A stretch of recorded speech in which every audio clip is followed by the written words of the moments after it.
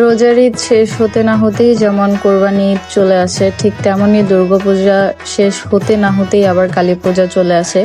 আমি এই নিয়ে 4 বছর ধরে নরসিংদীতে যাচ্ছি কালী পূজা দেখার জন্য। প্রতিবারই হচ্ছে ভোরবেলা রওনা দেওয়া হয়, যেমন হচ্ছে ফজরের আজানের পরে অথবা আগে, কিন্তু এবার আমরা একটু সকাল সকাল রওনা দিয়েছি, যেমন তখন প্রায় 6টা বাজছিল। তো প্রতিবারই যেতে কেন জানি খুব অস্থির লাগতো বা বমি আসতো, আমি সচরাচর গাড়িতে উঠতে পারি না। তবে এইবার যাওয়ার সময় কেন জানি আমার বিন্দু পরিমাণ একবারও খারাপ লাগে নাই।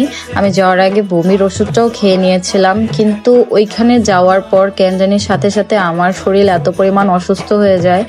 আমি প্রচুর জ্বর আর ঠান্ডা নিয়ে ভুগছিলাম, সারাদিন আমি ঘুমাচ্ছিলাম। তো অবশেষে রাতের বেলা তাদের কালী পুজোটা শেষ হয়ে যায়। তারপরে অনেক বেশি এনজয় করেছিলাম, আসলে অসুস্থ শরীর নিয়ে এনজয় করছিলাম, এত বেশি ভালো লাগে। আর ওই জায়গার মানুষগুলো এত বেশি মিশুক, যাওয়ার সাথে সাথে যেভাবে জড়িয়ে ধরে, বিশ্বাস করেন মার বাড়িতে গেলেও এভাবে জড়িয়ে ধরার মতো কোনো মানুষ নাই, তারা যেভাবে জড়িয়ে ধরে। আর আমি হিন্দু মানুষের থেকে এত বেশি সম্মান পাই। আমার কাস্টমার বলেন, আমার আশেপাশের প্রতিবেশী বা আত্মীয় স্বজন বলেন, তারা আমাকে বিশেষ করে খুব বেশি পছন্দ করে। তারপরে ওইখান থেকে নরসিংদী থেকে চলে আসি ভোরবেলায়। এর পরের দিন ভোরবেলা আসার পর তারপর সারাদিন ঘুমানোর পর রাতের বেলা চলে আসি আবার শাঁখারি বাজারে। শাঁখারি বাজারটা খুব জমজমাট ছিল। দুর্গাপূজাতেও এত বেশি জমজমাট ছিল না বা এত বেশি মেলা বসেনি যেমনটা কালী পুজোতে বসেছে।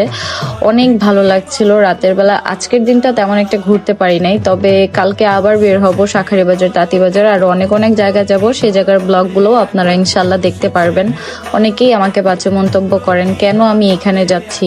আসলে একটা ব্যাপার কি, আমি তো এখানে কোনো প্রতিমাকে পুজো করতে যাচ্ছি না যে আপনারা আমাকে বিশেষ করে এভাবে গালাগালি করেন। আর আমি না কিছু টিকটকারদের ভিডিওতে ঢুকলেও দেখি আপনারা তাদেরকেও ঠিক এভাবে গালাগালি করেন। আপনারা যেহেতু এতটাই ধার্মিক, এতটাই আলেমালা, তাহলে আপনারা টিকটকে কি করেন? আপনাদের তো উচিত জায়নামাজ থেকে উঠাই না, জায়নামাজ থেকে না উঠে সারা দিন রাত 24 ঘন্টা নামাজ পড়ার। আপনারা মানুষকে এমন ভাবে জ্ঞান দেন।